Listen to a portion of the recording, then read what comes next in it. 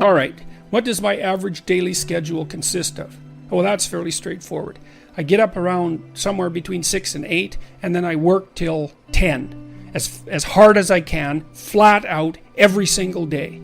So, and I've been doing that with very little variation, although it's been much more extreme in the last year since 1985. I work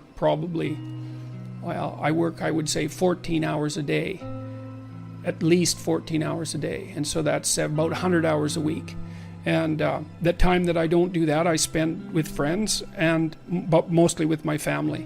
And so, and I work as efficiently as I possibly can. I'm always trying to do everything I can as fast as I possibly can, and I'm accustomed to that because, like I said, I've been doing it for 30 years. So that's my daily schedule, and I don't know even what I would do if I didn't do that. I have this cottage that I go to, although I generally spend time writing up there, and I go swimming with my wife, and we go canoeing, and I can take a break in that way.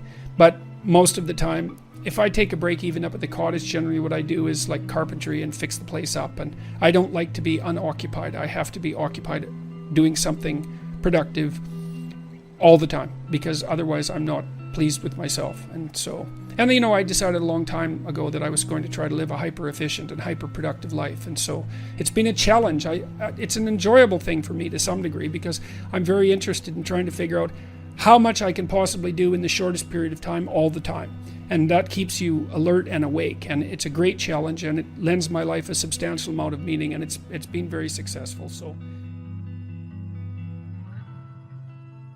and that efficiency thing is really fun. If you guys who are listening are out for a challenge, like one of the things that I think this heightens the meaning in your life, is to try to do difficult things, right? Aim high. Don't aim so damn high you can't manage it, and make sure you break down your aims into reasonably attainable sub-goals, but you want to aim high, and then you want to see how hyper efficient you can get. That's a great thing to do in your early 20s, is to see, okay, like discipline yourself. You think, okay, how much work can I do if I load myself right to the maximum? How far can I work? How hard can I work until I exhaust myself? And then you back off, obviously, because the optimal amount of working, productive engagement, let's say, is that which is sustainable across decades. So you have to learn that, but you don't learn that without stretching yourself to your limits to begin with. And if your life isn't everything it could be, and if you're suffering from an excess of meaninglessness, well, it means you're not oriented in the world of chaos and order properly. It's like you could learn to discipline yourself. Figure out what it is that you need to do and that you want to do, and then see how efficient you can get. Because one of the things that's quite fun is to figure out, if you have a task, I always tell my graduate students this if they're doing an experiment too. If you have a task that you have to do, it's really interesting to spend a few minutes, sometimes hours, depending on how long the task is. See if you can figure out how to do it from 5 to 10 times faster. It means you'll have to rearrange the way you think about it, but you can often do it. And that's how extremely productive people get so hyper efficient. Sometimes it means you have to delegate. Sometimes it means you have to bring other people aboard. That's delegation as well, I suppose. But there's a lot of preconceptions that you hold about who you are and who the world is that you could dispense with, that would make you a way more efficient actor in the world.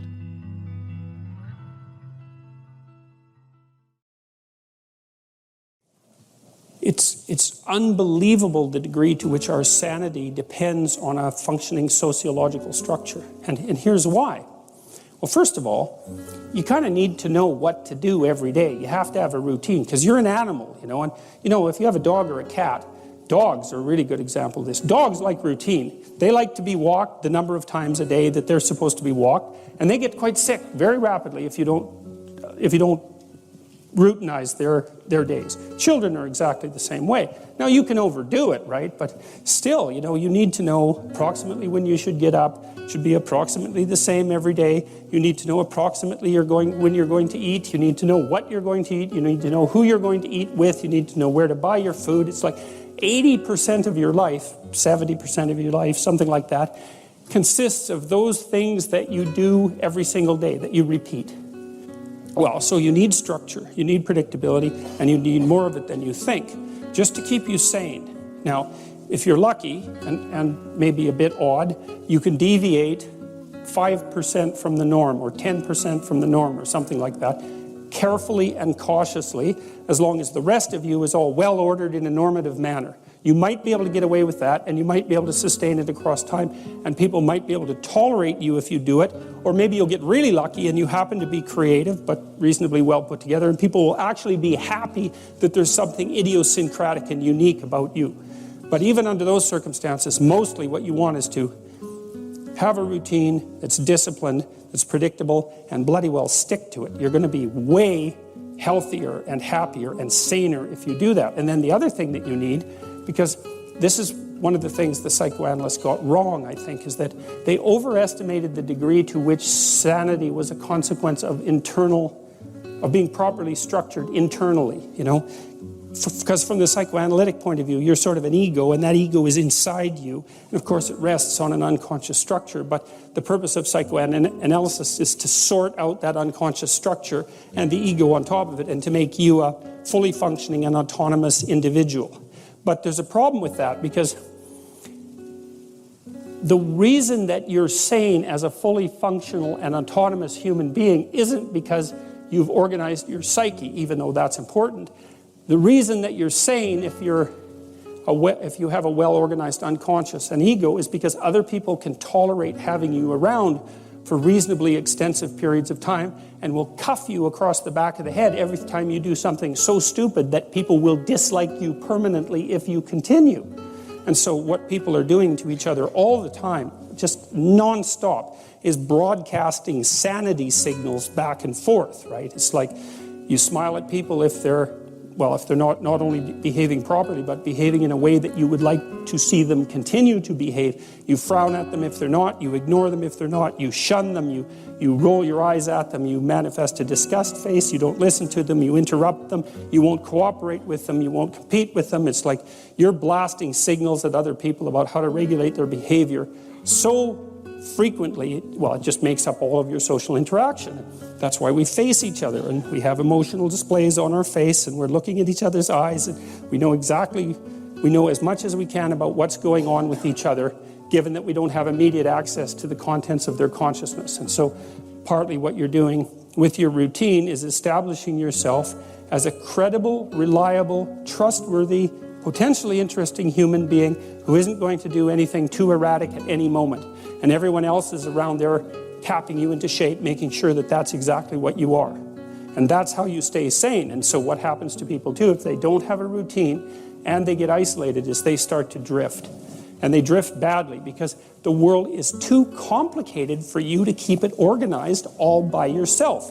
You just cannot do it. So we outsource the problem of sanity.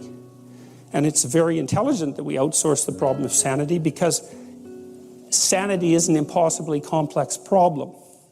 And so the way that we manage the incredibly complex problem is we have a very large number of brains working simultaneously on the problem all the time.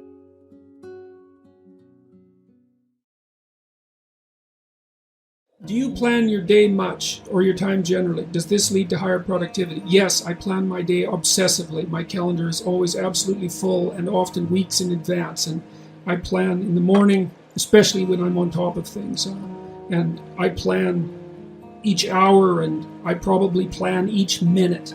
And yes, it leads to way higher productivity. You decide what your goals are going to be. You place them in the calendar. Use the calendar as your friend, because what you want to do with the calendar is design a day that you want to have, or a day that would be good for you. And a day that would be good for you is one that you're